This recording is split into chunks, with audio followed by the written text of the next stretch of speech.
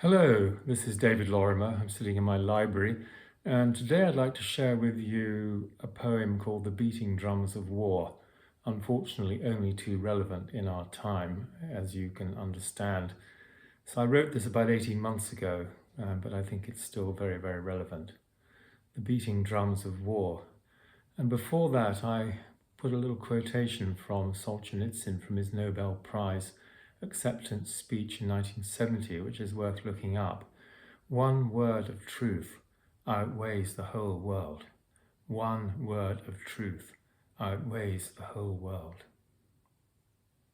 The beating drums of war.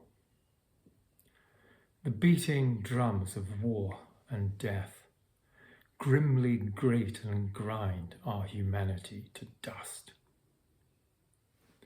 Echoing ominously down the dark corridors of power, where men like hawks securely scheme behind closed doors, making carefully calibrated moves on the grand chessboard for their own strategic advantage.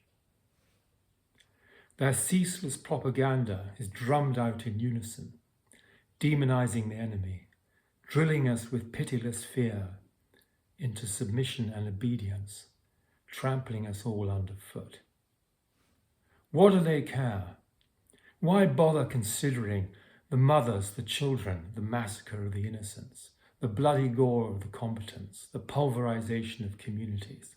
Out of sight, out of mind. They profit from destruction. They profit from reconstruction. This is how the world works. This is how the world ends. This is how the heart stops.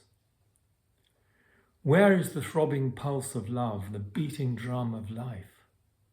Where are the warriors of the spirit? Where is the flashing sword of truth? Where are we, the only guardians of peace? Where are we, the only guardians of peace?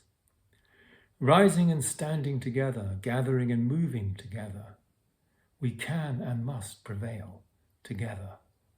We can and must prevail together. Thank you for listening.